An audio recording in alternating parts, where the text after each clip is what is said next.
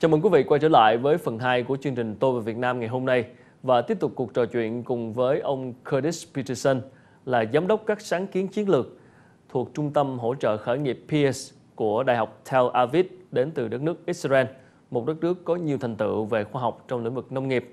Và ông đã có cuộc trò chuyện về chủ đề tác động của doanh nghiệp xã hội, đặc biệt là doanh nghiệp trong lĩnh vực nông nghiệp đối với một thị trường mới nổi như Việt Nam. Mời quý vị tiếp tục theo dõi cuộc trò chuyện sau đây. I want to go a little bit deeper into agriculture because that's what the Vietnam's economy is all about. Not all about, but I mean we are a majority of the population is in the rural areas and doing agriculture. So, if you advising an entrepreneurs who doing a social business that serve, let's say, the farmers. So, are you looking at building a technology for the farmers or any kind of particular product or services? What are some of the typical business model? So, what I would tell an entrepreneur who's interested in Vietnam and working in the agricultural sector and having an impact is to talk with people, to talk with farmers, to go out into the communities and find the problems that people are having. Once you've found your problem, then start working back to the solution. What I find challenging with entrepreneurs sometimes is we work with a lot of really smart people, technology people, programmers, software engineers, and they have a solution, and that solution is then looking for a problem. Sometimes you're lucky if you start with a solution and go find a problem. A better way to do it is to start with the problem and then come up with the solution. And so I think really getting out into the field, really getting out and talking to people and understanding what challenges they face in their work, within their sector, is really crucial. And then starting from that, finding what the solution looks like. Yeah, but I mean, customers is kind of special because there's not people with, high technology skills and, the mindset is sometimes very simple. So you are serving farmers, customers different than you're serving a normal customers. So for high-tech people, what kind of challenges, what kind of mistake that they usually make when they talk to, let's say, farmers? So I can't speak specifically for Vietnam, but I can generalize based on my experience. From Israel. Appropriate technology is really critical, which is that you can create the best app in the world to address an issue of smallholder farmers, but if that app requires someone to have an iPhone 6, they're probably not going to be very successful. So we spend a lot of time looking at appropriate technology. It doesn't mean not using high tech. Sometimes these high tech solutions really are appropriate and they add a lot of value. But again, by starting with the problem and working back from it, it prevents entrepreneurs from running into that problem. People need to come up with solutions that are really tailored to the customer, to the client that they're working to serve.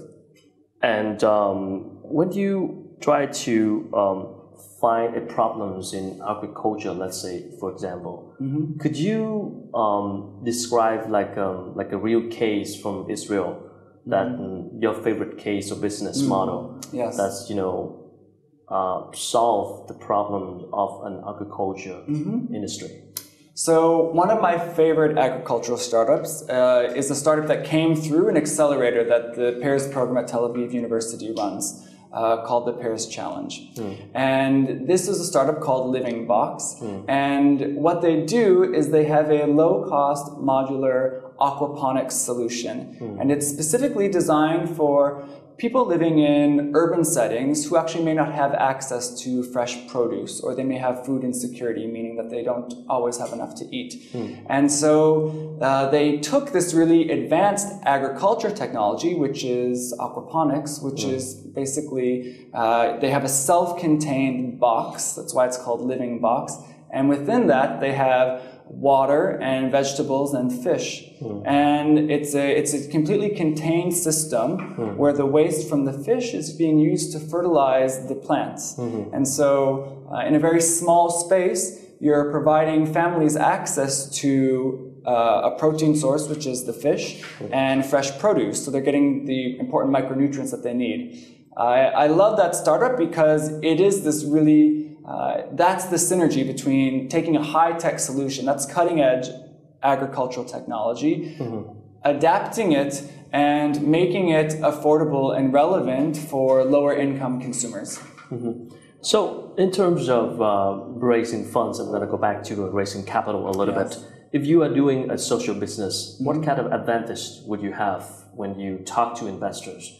Let's say I'm doing a social business, so does it make it easier for you to raise funds?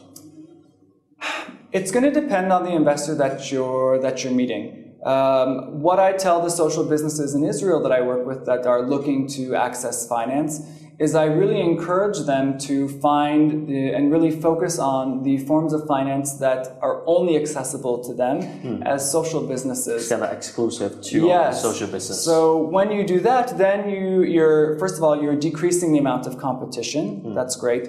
Secondly, you're going to be speaking to people who understand your language, because if you're a social entrepreneur with a social business, then what gets you out of bed in the morning, it may not be making money, it may be changing the world, it may be improving someone's life.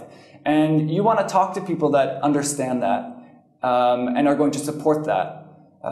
So what those forms of capital can look like would be for early stage startups, let's say, pre-revenue. I would encourage them to look at grant-based capital. That could be through government. Yes, that could be through some of the development agencies now have specific programs where they are dispersing money as grants to social businesses. The Grand Challenges Israel program that I spoke about earlier, that's a great example of that, right? Where the government recognized that there was a funding gap with these businesses. So because private investors weren't going to come in early stage, government could step in and play a role by dispersing relatively small amounts of capital. We're talking, I think, around about $100,000 US, which isn't a lot for investment.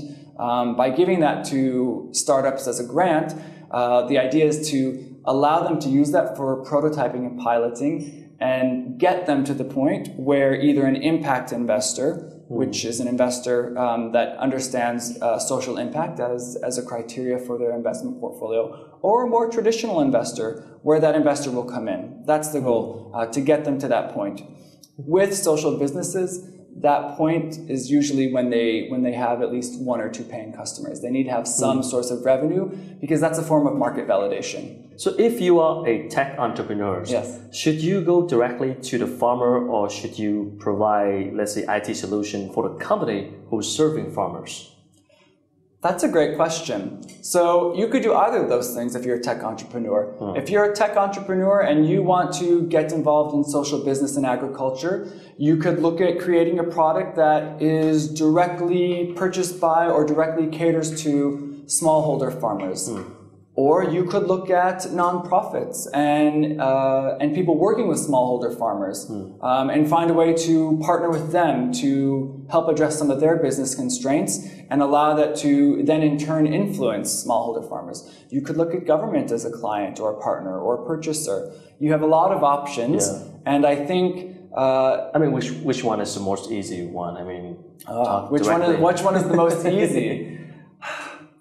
That's hard to say because it's going to vary a lot. I would say in terms of a specific entrepreneur, let's say a specific entrepreneur came to me, I would ask him or her, to think about their own personal networks. Do they have professional contacts within a certain organization, or do they have family members who are working as farmers, or do they have other people that they know who would be willing to open doors for them? A lot of times it's access to those sorts of resources that can really make a big difference for an entrepreneur. And so that I think would be one thing to consider. Okay. Những chia sẻ vừa rồi cũng đã khép lại phần 2 của chương trình Tôi về Việt Nam ngày hôm nay. Quý vị có thể xem lại đoạn phỏng vấn này trên website FBNC.vn hoặc là facebook.com/Tôi về Việt Nam.